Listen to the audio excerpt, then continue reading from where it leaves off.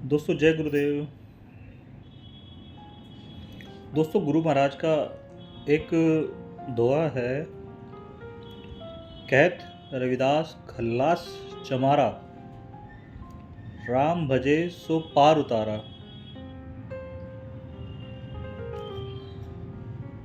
रविदास जी कहते हैं कि रविदास चमारा कहता है कि जो भी राम को भजता है वो पार उतर जाता है इस भवसागर से।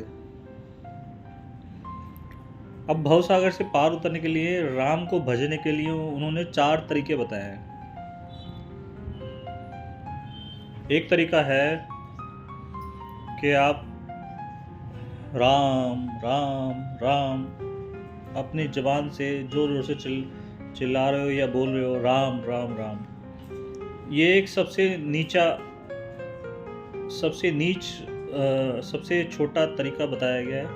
ये मुंह से आप बोल रहे हो कि राम राम राम। एक तरीका यह है भजने का।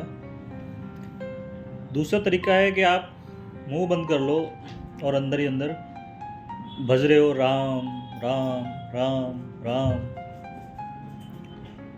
तीसरा तरीका है कि आप मुंह से भी नहीं भज रहे, मुंह बंद करके भी नहीं भज रहे। आपने माला ले ली और माला को आप आंखें बंद करके भज रहे हो राम राम राम।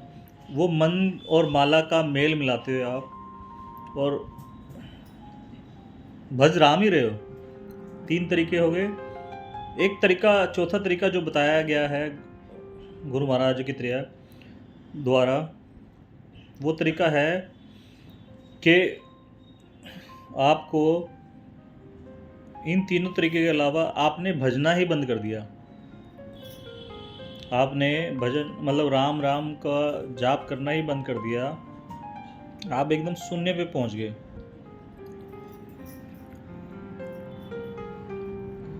ऐसा गुरु महाराज ही कह सकते हैं। इतनी गहराई में गुरु महाराज ही पहुंच सकते हैं कि जब आप शून्य में पहुंच जाओ तब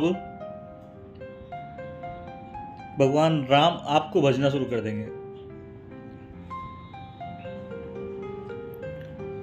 जब आप शून्य में पहुंच जाओगे तो भगवान आपको पुकारना शुरू कर देंगे।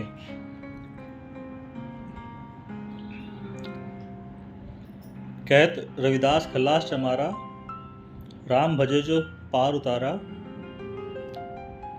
लेकिन इसमें जो तरीके गुरु महाराज ने बताए हैं 4 तरीके हैं, और जब आप चौथा तरीका तक पहुंच गए, ये 4 चरण हैं, चौथे चरण तक अगर आप पहुंच गए, आप शून्य में पहुंच गए, तो भगवान राम मतलब परमात्मा आपको खुद पुकारने लगेगा।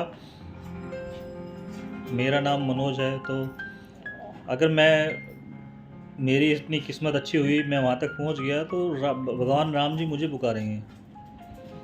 गुरु महाराज रविदास जी वहाँ तक पहुँच गए थे,